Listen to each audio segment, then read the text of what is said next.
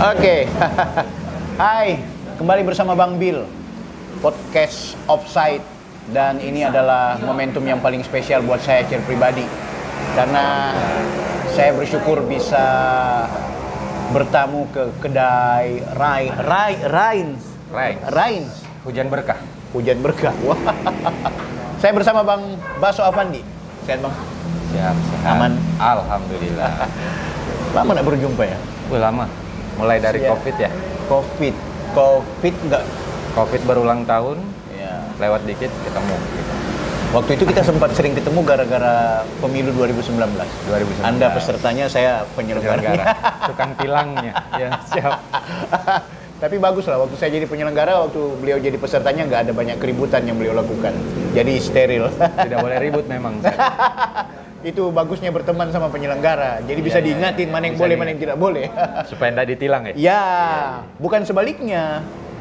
Orang biasanya kalau berteman dengan orang dalam, istilahnya kayak gitu, justru memanfaatkan sesuatu yang tidak boleh. Itu sering terjadi tuh. Membuat jebakan. Ya. Iya.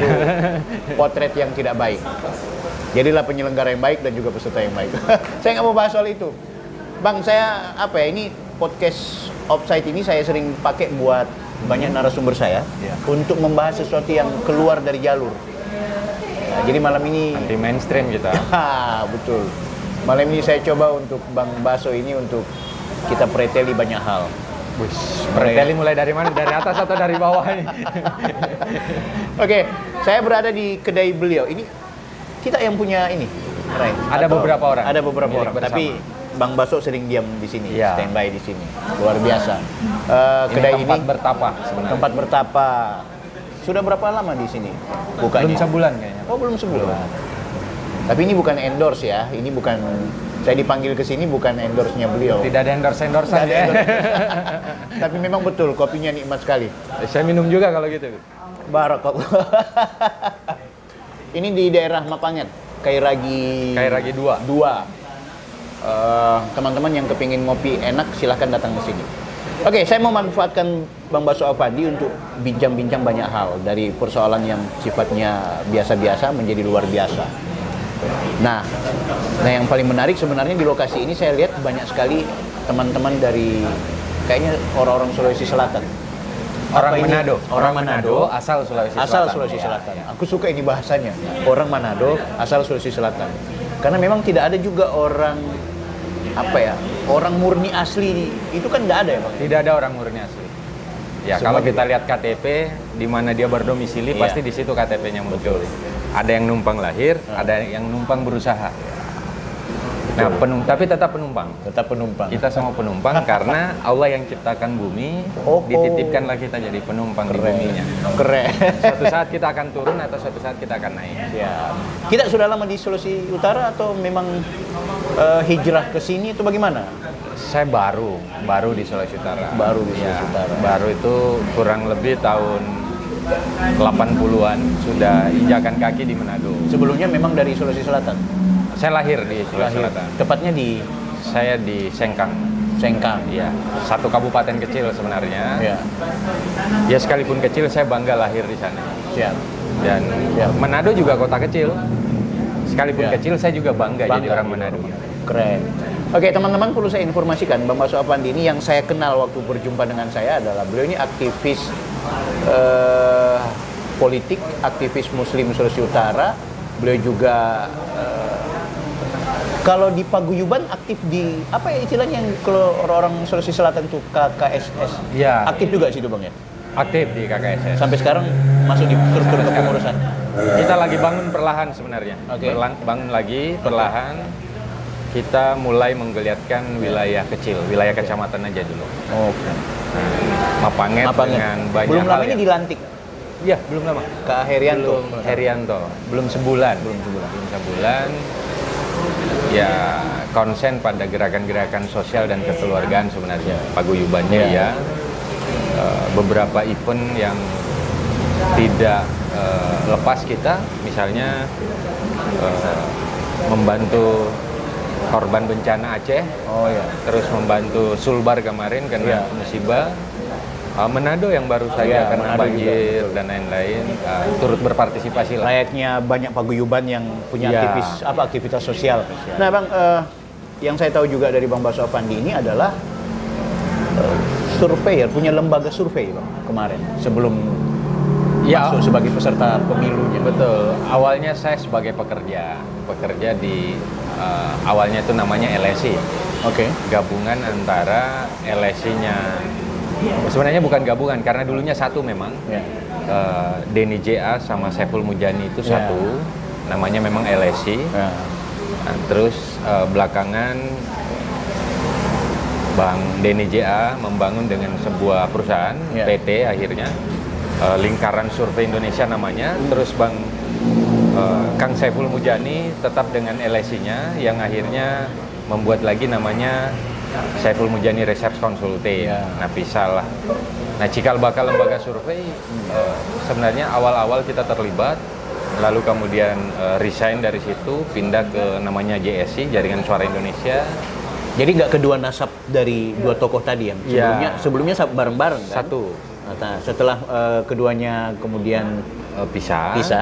Bang Baso Saya tidak ikut Denny JA. Oh, ikut ke Saya Denny ikut Denny JA. JA. Nasab ideologinya ke situ ya. Ya, Denny JA 4 tahun kurang lebih.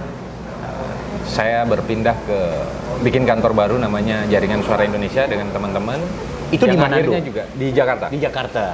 Di kantornya di Warung Jati Timur. Oke. Nah, pasca itu saya mungkin ada 4 sampai 5 tahun di situ. Anak-anak mulai besar, saya niat untuk kembali ke Manado. Dan karena desakan teman-teman dan beberapa yang pernah jadi klien minta untuk tetap didampingi, akhirnya saya membuat sendiri namanya Barometer Suara Indonesia. Barometer BSI. Suara Indonesia. Nah, itu pun berkantor di Jakarta. Tetap Cuma di orangnya di Manado terus. Banyak aktivitas survei di beberapa pilkada dan pemilu. Ya, alhamdulillah. Selalu saja ada. Misalnya di Sulawesi Tenggara masih intens, Sulawesi Selatan intens, beberapa wilayah lain. Termasuk Sulawesi Utara ada beberapa. Oke. Ya. Kita Berarti di pemilu 2024 tetap akan digunakan atau seperti apa? kemungkinan besar sudah istirahat lah Sudah istirahat. di 2024. Terakhir di kapan? Di 2019 kemarin? Terakhir 2019 ikut di beberapa kabupaten di Sulawesi Oke. Tenggara. Kenapa menghentikan kegiatan surveinya? Atau ini adalah kegiatan survei ini tidak prospektif lagi ke depan? Mengingat ada perubahan demokrasi dan juga sistem perpolitikan. Atau Sebenarnya dalam personality? kacamata itu masih luar biasa sih pangsa pasarnya, apalagi 2024 ini pilkada serentak. Artinya Oke. kan kebutuhan orang untuk menggunakan lembaga ini makin besar karena dilaksanakan dalam waktu yang bersamaan. Ya. Nah, cuman ada persoalan lain, misalnya ya samalah pandangan orang-orang Iya. pada umumnya bahwa semua profesi itu butuh regenerasi. Kenapa tidak kita kasih yang muda-muda untuk kemudian? Oh, jadi pertimbangannya itu Ya. bukan soal masa depan lembaga survei itu tidak maksimal atau gimana? Karena begini, Bang Baso, setiap di pilkada dan juga pemilu kan juga informasi miring tentang survei-survei yang terjadi itu di tengah-tengah masyarakat terlihat. Wah, survei itu kan nggak jelas. Survei itu miliknya si Anu. Ya, itu kan memang tantangan kan? banyak perdebatan pada wilayah itu. Oke. Bahwa persoalan hasil ini mungkin kalau pada persoalan metode dilakukan dengan cara yang benar, tidak mungkin ada ketimpangan pada persoalan hasil. Nah, jangan pernah salahkan survei. Orang survei, orang riset itu mengatakan bahwa boleh salah, tapi jangan pernah bohong. Boleh salah. Kalau salah masih bisa diulangi. Ya. Tapi kalau bohong nggak mungkin kita mau ulangi Betul. lagi. Nah, persoalan jika salah, biasanya relawan atau surveyor atau apapun namanya, field research atau apa, dia akan kita minta untuk kembali turun ke lapangan memperbaiki datanya. Oke. Karena data yang diambil kalau itu asal-asalan, maka datanya juga akan menjadi data sampah dan itu tempatnya di tong sampah. Nah, ada dalam prosesnya ada pengambilan data, lalu kemudian ada rechecking lagi, apakah witness kita lakukan atau kemudian spot check, apakah betul-betul sang pewawancara turun ke lapangan atau tidak. Setelah lakukan spot check, ada lagi proses misalnya kita cleaning data, data ini wajar masuk di tabulasi atau tidak. Nah, kalau tidak wajar, apa kesalahannya? Kalau kesalahannya di lapangan, kembali lagi ke lapangan. Nah, makanya setiap lembaga survei meminta waktu maksimal itu 14 hari kerja. 14 hari kerja, yang sementara survei itu bisa diselesaikan 5 sampai 6 hari. Oke. Cuman kita butuh spare waktu untuk kemudian kalau ada kesalahan harus diulang. Oke. Tidak boleh menyampaikan fakta data yang kemudian diragukan validasinya.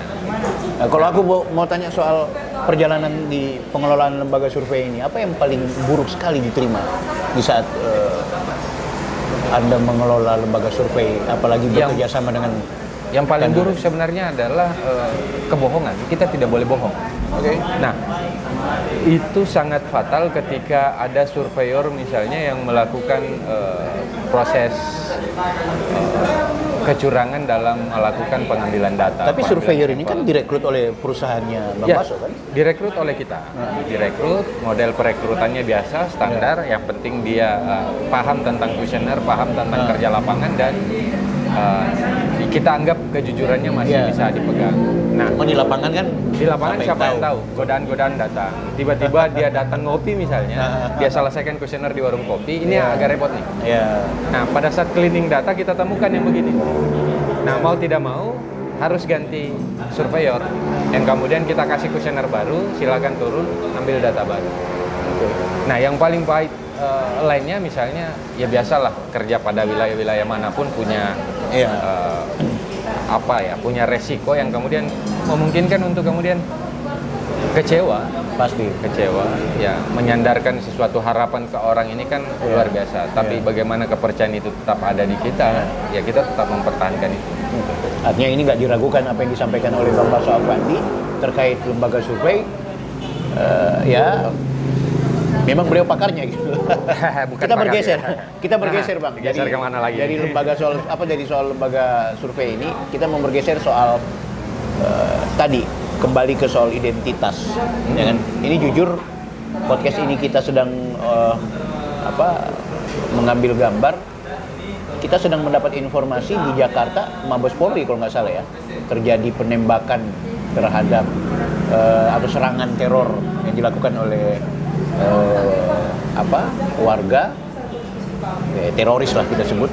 Nah, yang paling menarik sebelumnya juga bahkan di daerah Anda di Makassar, ada penyerangan bom bunuh diri suami istri.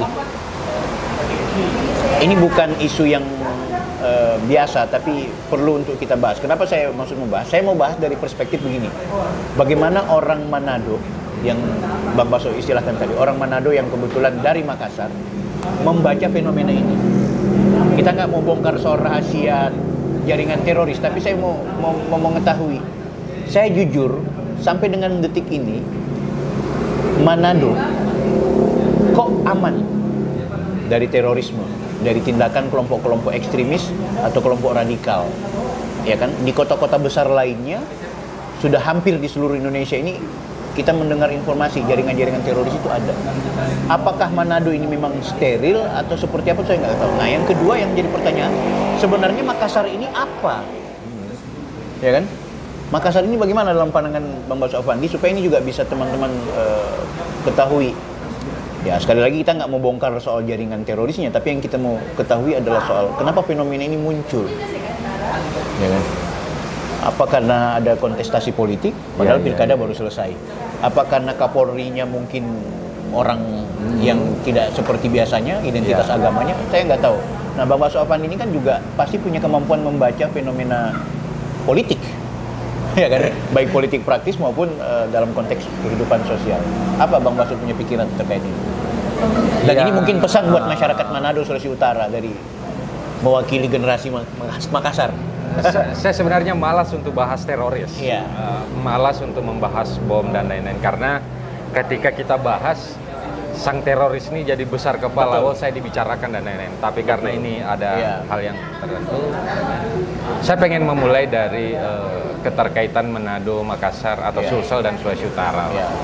Nah, hal yang pertama sebenarnya menjadi sasaran kita melangkah. Kenapa saya juga memilih Manado jadi tempat untuk kuliah, tempat untuk sekolah, tempat untuk bekerja, dan tempat untuk melanjutkan bersama keluarga dan lain-lain. Nah, saya melihat ada keterkaitan dua daerah ini, bahwa kita lihat pejuang-pejuangnya dulu. Walter Mongisidi itu dilahirkan di Malalayang, dia suku Banti. Tapi kemudian mengambil sikap untuk kemudian membela negara ini. Dia ekspansi ke Sulawesi Selatan, bahkan dia dikebumikan di Taman Makam Pahlawan Makassar. Di Panaikan. Nah, seorang putra Bantik yang luar biasa, nilai juangnya tanpa batas lah, tidak pernah mengenal kesukuan, tidak pernah mengenal kedaerahan. Dia datang, tujuannya hanya satu, bagaimana penjajah kemudian hengkang dari negeri ini. Nah, bagaimana perjuangan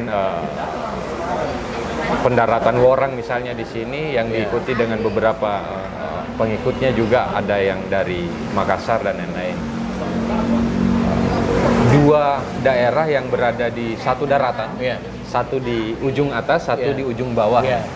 Nah, kemudian satu, dan saya melihat banyak keterkaitan yang begitu erat. Misalnya dengan lihat jejak sejarah, rumah panggung, di sana juga rumah panggung mirip-mirip, terbuat dari kayu, punya tiang, penyangga, dan lain-lain.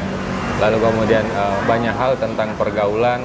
Di Manado ini orangnya ramah-ramah, murah senyum, saling sapa, dan lain-lain. Humanis betul. Nah, keterkaitan ini saya melihat bahwa ada banyak hal yang kenapa sih kedekatan Manado sama Makassar yang akhirnya kawin-mawin, orang Bugis, orang Makassar kawin dengan orang Minahasa, orang Bugis kawin dengan orang Tondano. Ya, saya sendiri kawin dengan orang Tondano. Banyak hal yang menjadi luar biasa bagi saya. Ya, saya kemudian menyimpulkan bahwa tidak akan melambai nyiurnya. Nyur ini akan rusak kalau angin topan datang, apa yang datang. Tapi nyur ini akan melambai bagus, jadi nyur melambai. Kalau dia disenggamai, ditemani oleh angin mamiri, angin yang sepoi-sepoi, maka disitulah dia akan betul-betul melambai nyurnya. Tidak akan merusak, dan dia akan lebih memperindah. Nah, perpaduan antara Sulsel dan Sulut ini ya butuh kajian lebih lanjut, dan bagi saya ini yang harus kita betul-betul lebih rekatkan lagi. Kemudian bisa menjadi hal yang orang Manado bilang torang semua basudara, orang Bugis bilang padaidi, orang Makassar bilang paraikate, dan ini dari sisi bahasa saja. Sebenarnya sito timo tumoto, manusia satu menghidupkan manusia lain. Padaidi, padaelo, sipatau, sipatokong. Saling memanusiakan orang. Sama sebenarnya prinsip-prinsip ini. Nah, banyak hal. Nah, kita lihat fenomena hari ini tentang ada aksi bunuh diri di halaman gereja katedral Makassar. Ya, kalau kita lihat lokasinya itu ada betul-betul pusat kota di Makassar, dan di situ ada kediaman dekat dengan kediaman Pak mantan Wapres, ada beberapa perkantoran, ada hotel singgasana, ya betul-betul keramaian lah yang ada di sana. Tiba-tiba ada bom bunuh diri. Bagi saya tidak cukup dengan mengecam, tidak cukup dengan mengutuk. Yang harus dilakukan adalah kesadaran diri sendiri untuk kemudian tidak melakukan hal yang seperti itu.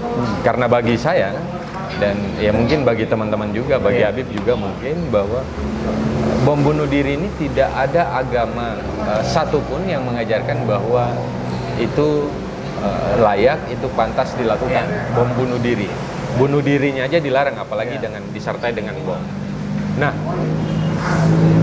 bagi saya yang punya pemahaman begitu, orang yang berkeyakinan bahwa kalau kita lihat ini, bagi saya bukan agama, itu keyakinan orang. Satu-satunya di dunia ini yang meyakini dia akan berada di nirwana, dia akan berada di surga saat melakukan bunuh diri itu hanya ada di keyakinan Shinto yang dilakukan oleh samurai ketika dia gagal. Ketika dia gagal di medan perang, ketika dia gagal dalam kehidupan, maka yang dilakukan oleh sang samurai ini adalah harakiri. Nah, itu satu-satunya yang sepemahaman saya.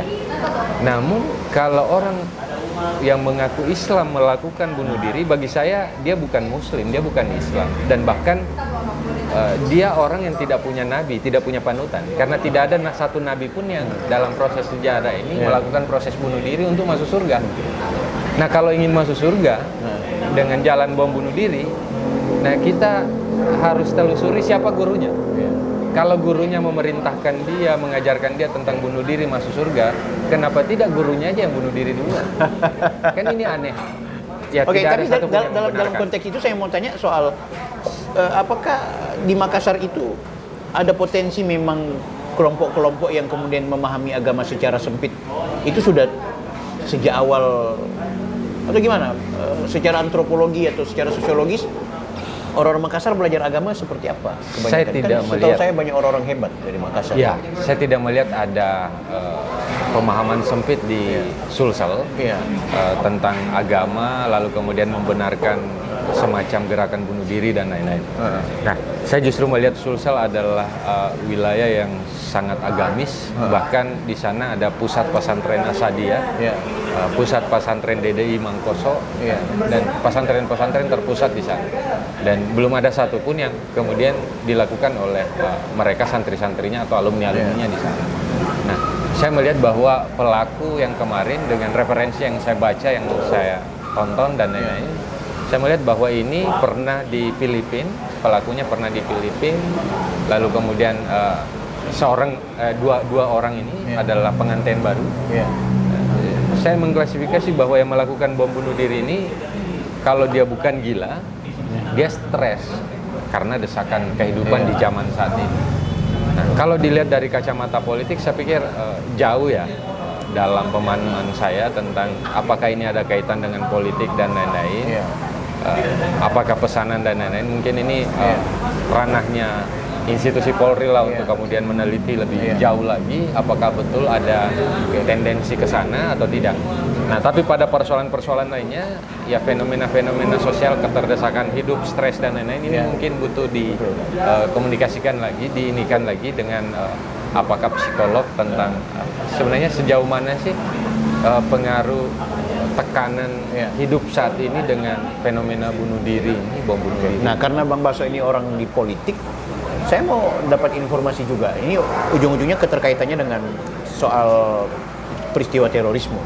Maksud saya gini, apa sih yang sebenarnya tidak dilakukan oleh penguasa sehingga kesenjangan, terorisme, kemiskinan itu kayaknya masih menjadi pemandangan yang rapi, masih dipelihara, bukan dipelihara seperti terpelihara dengan sendirinya. Atau mungkin kemarin waktu kita mau coba mencalonkan diri mau mendobrak itu tapi nggak kesampaian kan gitu. Sebenarnya apa yang belum dilakukan mereka yang hari ini duduk sebagai penguasa? Menurut kacamata Bang Baso itu apa? Karena ini kan kesenjangan sosial, kemiskinan, problem pendidikan, ini hiruk pikuk salah kebijakan ini terlihat sekali. Sebenarnya tidak ada yang salah kalau negara betul-betul berpatron pada aturan yang mereka sendiri ciptakan. Undang-undang dasar kan jelas bahwa ada jaminan dari negara, mau miskin, anak yatim, anak terlantar dipelihara oleh negara dan lain-lain. Pada persoalan kesejahteraan, kalau kita ikut aturan-aturannya sama jelas. Nah, cuman yang jadi pertanyaan kemudian apa yang menjadi kesenjangan nih yang dilakukan oleh negara. Saya pikir tanggung jawab ini tidak sepenuhnya kita lepaskan negara. Nah, butuh memang ada banyak proses pencerahan yang harus diambil alih oleh negara yang kemudian menyampaikan bahwa kesadaran tentang bersosialisasi, hidup rukun, hidup damai ini penting. Nah, saya tidak melihat ada kurikulum mulai dari tingkat dasar sampai tingkat atas yang betul-betul menekankan pada proses toleransi kita. Baik beda agama, beda suku, kita banyak perbedaan. Harusnya ini berkah. Lalu kemudian ketika ini tidak di-manage dengan bagus, maka ini akan jadi musibah tentu. Karena perbedaan jelas. Susah juga kita mau menyatukan yang namanya perbedaan. Ya beda-beda. Tapi bagaimana memanage perbedaan ini sehingga indah kelihatan, ini yang kita butuhkan. Nah, pada persoalan-persoalan yang seperti inilah yang kemudian kadang kita sebagai masyarakat atau negara yang kemudian kita bisa anggap lalai pada persoalan ini atau tidak. Fenomena-fenomena ini sering terjadi. Misalnya kesenjangan, tentu kecemburuan itu akan muncul ketika satunya kelihatan wah banget, yang satunya masih tertati-tati untuk membangun perekonomiannya. Fasilitas sudah digelontorkan oleh negara misalnya, namun kemudian model pemanfaatannya apakah ada mata rantai yang putus atau tidak? Ini yang kita belum telusuri. Apakah kemudian pada saat penyaluran, ya katakanlah beberapa program pemerintah, penyaluran KUR dan lain-lain, apa kemudian pada proses penyalurannya betul-betul menyentuh ke bawah atau tidak? Atau hanya orang dekat dari pelaksana ini yang dapat? Itu yang sering terjadi dalam sistem pemerintahan kita dalam konteks bantuan-bantuan sosial. Nah, kalau kita sendiri kemarin akhirnya terpilih sebagai anggota DPR, apa otak yang coba mau dibangun? Ya sebenarnya harus ada revolusi yang terjadi. Revolusi dalam pengertian pola pikir kita. Ini bukan visi misi untuk 2024 ya? Tidak, saya belum punya niatan untuk lari ke sana. Tapi revolusi memang harus dilakukan mulai dari diri sendiri dulu. Bagaimana membangun karakter orang, bagaimana membangun karakter diri sendiri, lalu kemudian beranjak. Ya jangan bicara orang lain deh, kalau diri sendiri juga belum paripurna betul. Ya. Karena terkadang kita hanya dapatkan janji-janji manis saja. Lalu kemudian setelah itu pulang, semua ini baik yang tercatat maupun tidak, apalagi tidak. Ini terlupakan dengan begitu saya. Pleng, hilang. Apa sih yang sempurna dari ini? Masih dunia kan? Ya cuma persoalannya ada optimalisasi kerja yang harus dilakukan oleh orang. Nah, Bang, aku ini lebih sensitif. Sebagai orang yang berada di lembaga survei, sekaligus pernah menjadi peserta di pemilu, artinya orang juga yang mampu membaca dengan kacamata politik dalam konteks Sulawesi Utara dan utamanya Manado, aku mau nanya soal relevan nggak dengan istilah politik identitas seperti di pilkada dan pemilu kemarin. Kita tahu lah, masyarakat muslim bukan masyarakat kelas 1 di Manado. Kita nggak mau bicara kelas, tapi faktanya masyarakat muslim bukan masyarakat dominan. Setiap pemilu selalu dibunyikan kaum muslim mesti bersatu, atau mungkin di Kristen ada ormas-ormas atau organ-organ tertentu yang harus bersatu, tapi ujung-ujungnya selalu patah di tengah jalan. Itu masih relevan nggak? Utamanya dalam konteks muslim nggak? Saya kira bicara tentang relevan atau tidaknya, ini implementasi kerja di lapangan saja. Pada proses relevan atau tidak itu kan kita bisa lihat bahwa terbukti di Sulawesi Utara sekalipun gaungan tentang politik identitas itu masih kencang, tapi toh juga ada beberapa kontestasi yang ternyata politik identitas tidak berlaku di Sulawesi Utara, di Manado atau di... Itu karena apa? Kesadaran orang berpolitik atau mungkin yang menjadi faktor utamanya adalah bagaimana kerja-kerja tim itu sendiri, bagaimana proses image building yang dilakukan oleh kandidat, lalu kemudian ada beberapa etape yang kemudian terlewati dengan mulus oleh sang yang berkontestasi. Misalnya Manado, terpilih kemarin itu orang yang kemudian kalau kita lihat dari agama, ya kalau saya tidak salah 8 atau 9%, tapi bisa meraup suara puluhan persen, dan kemudian memenangkan kontestasi. Kita lihat di lembaga legislatif misalnya, kalau kita lihat jumlah persentase muslim tidak sebanding dengan yang ada kursi di DPR-nya. Artinya dari pembuktian ini kita bisa mematahkan bahwa politik identitas tidak lagi membumi di Sulawesi Utara. Apakah kemudian itu menjadi sesuatu yang kita anggap bahwa tingkat kesadaran masyarakatnya, tingkat kesadaran politik masyarakat tinggi? Ini juga butuh telanjang lebih jauh, butuh penelitian yang lebih intens. Atau soal pragmatisme? Itu yang menjadi sesuatu yang ketika selesai kontestasi kita dengar bunyi-bunyian banyak di luar, ternyata sekian lembar, ternyata sekian kilo, ternyata sekian bungkus dan lain-lain. Apa pandangan Kak Baso soal pemilu 2024 nanti? Wah, ini berat ini, penting 2024 ini. Karena wacana soal digabungkan kan sudah ramai kemarin. Nah sekarang soal hitungan-hitungannya Kak Baso gimana? Apa yang menarik nanti? Saya berharap, ya ini harapan saya buat 2024 ini, mudah-mudahan dari aparat keamanan lebih waspadalah dari awal. Karena kenapa aparat keamanan? Ya karena yang berhak untuk kemudian menjaga bangsa ini adalah aparat keamanan, apakah itu TNI atau Polri, dan terlebih khusus semua masyarakat lah lebih waspada menghadapi 2024. Kenapa saya ngomong kayak gini? Karena pilkada dilakukan secara parsial aja.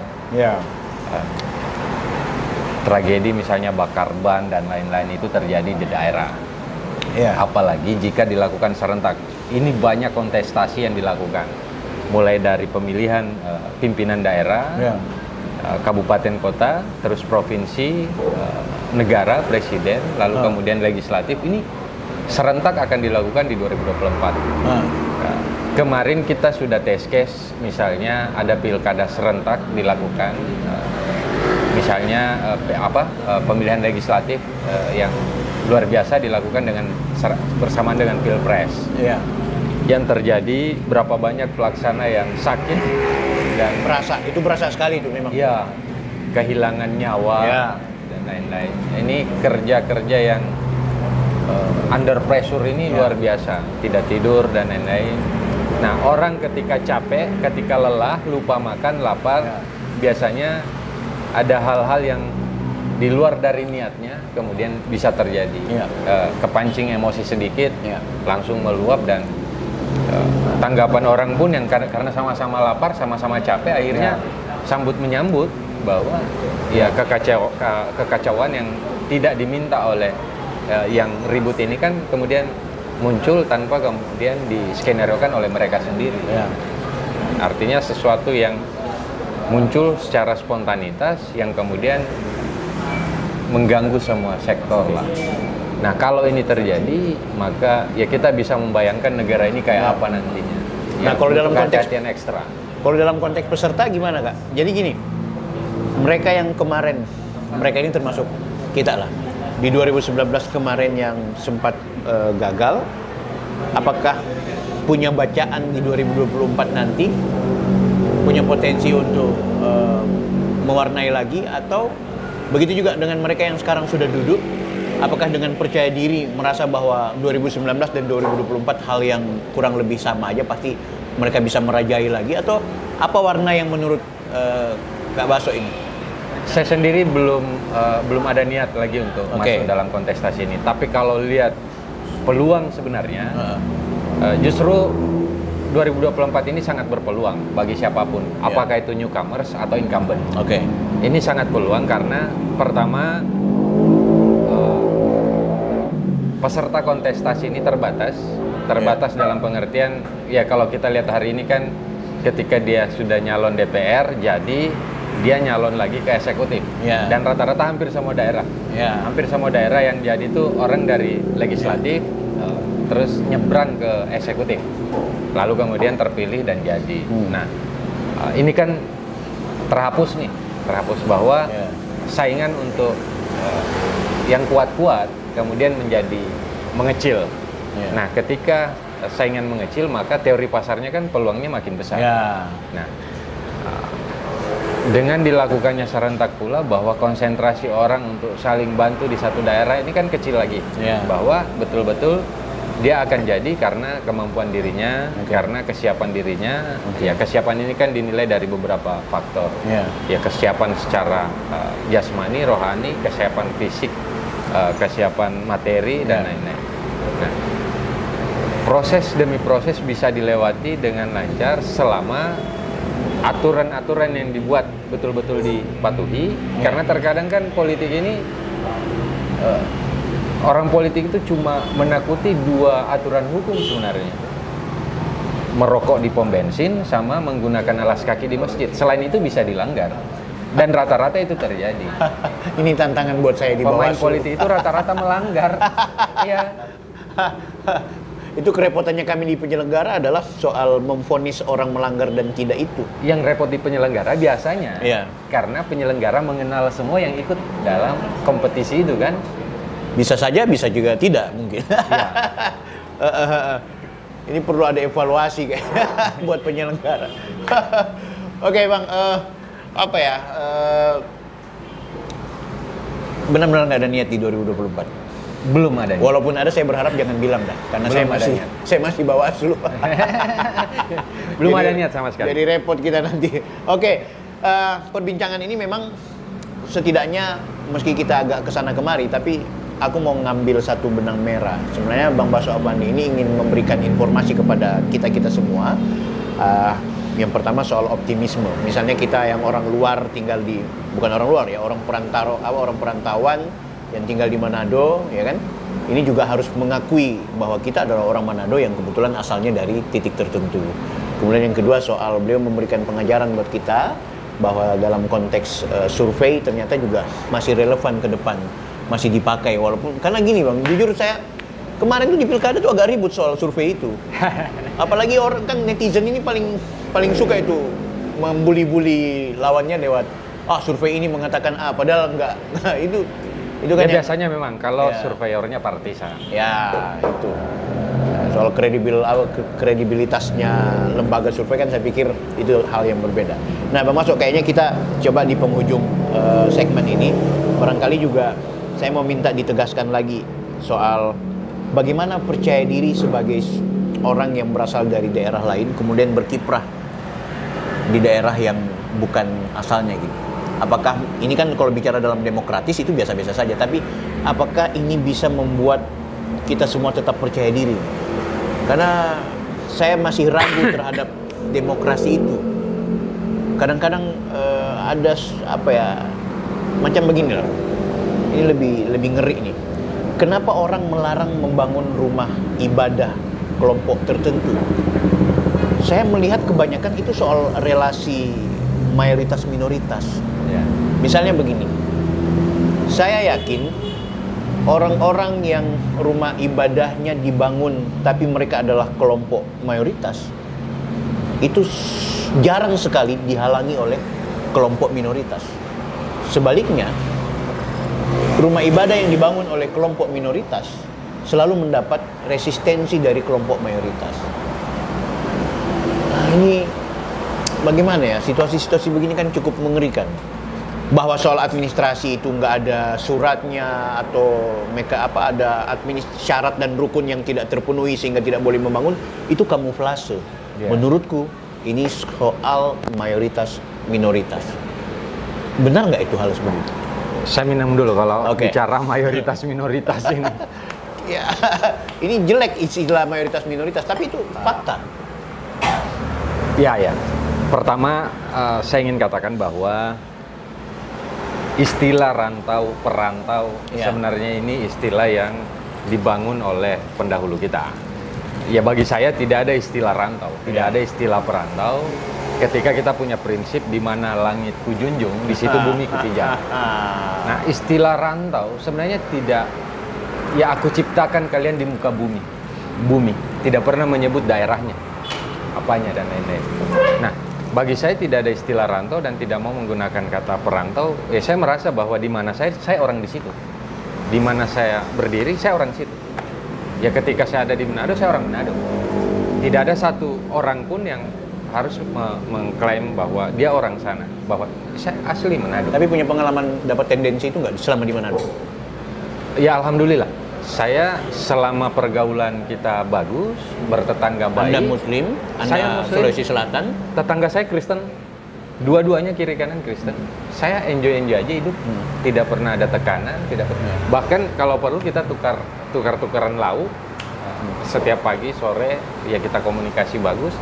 Saya pikir semuanya dari pergaulan kita saja. Selama pergaulan bagus, bersosialisasi bagus, saya pikir tidak ada kendala untuk kemudian dianggap jadi perantau. Harus diingat, bagi saya harus dicatat bahwa pola adu domba yang ditinggalkan oleh Belanda, yang ditinggalkan oleh penjajah, ini juga terpola sampai hari ini. Kita bisa membayangkan sebuah jejak sejarah mungkin, ketika ada satu daerah, ada satu kerajaan yang besar. Ucup-ucup datang company misalnya, datang penjajah, membantu daerah di sekitarnya untuk membangun kerajaan baru. Ya. Coba dilihat di Indonesia, kita mulai dari Pulau Jawa. Orang Jawa tidak pernah mau mengaku Sunda, orang Sunda tidak pernah mau ke Jawa, bahkan keduanya di awal-awalnya tidak boleh kawin mawin.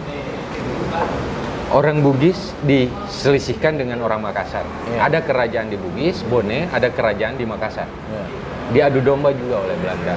Di Sulawesi Tenggara kita pindah ke sebelahnya misalnya buton dan tolaki, Iya. diperhadapkan dengan dua kesukaan. Diciptakan memang banyak, yang kemudian ini menjadi cikal bakal bagaimana mudahnya Belanda untuk kemudian mengadu domba kita. Nah, Manado misalnya, ya mungkin saya tidak dapatkan ada satu kerajaan besar di Manado.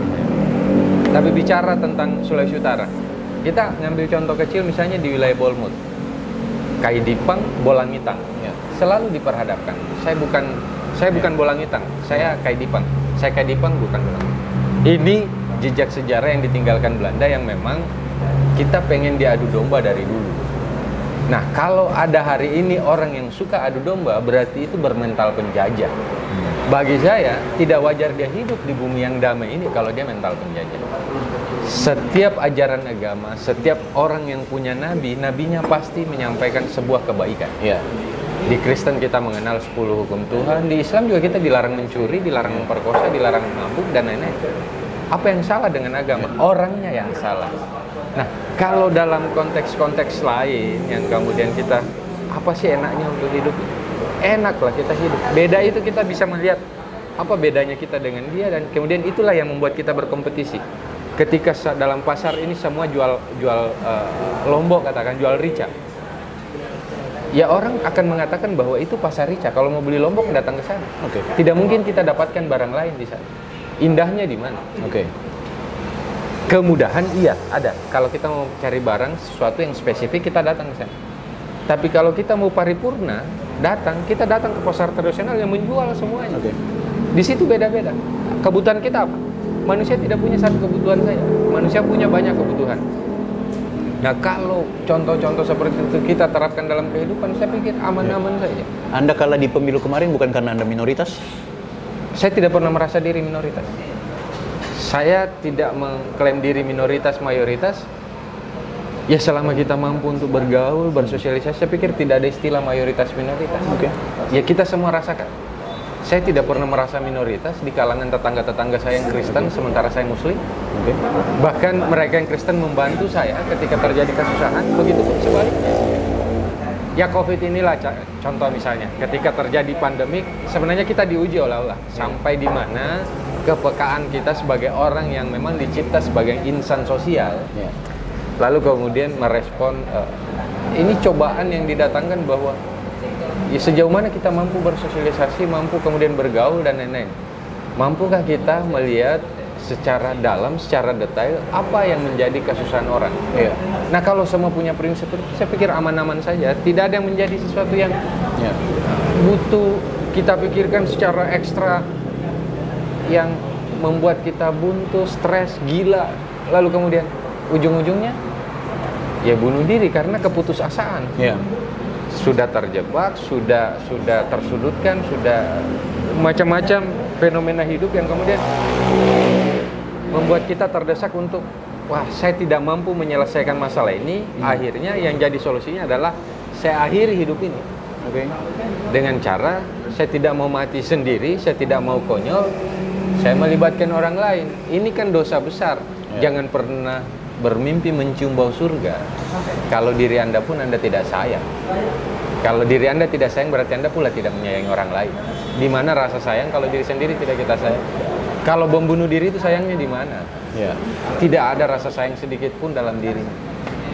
Pemahaman itu gagal dalam proses pemahamannya tentang keyakinan, tentang akidah. Ya intinya Islam tidak mengajarkan bunuh diri lah. Oke. Tidak. Baso Avandi dengan segala pikirannya. Saya Bang Bil, offside. Dah.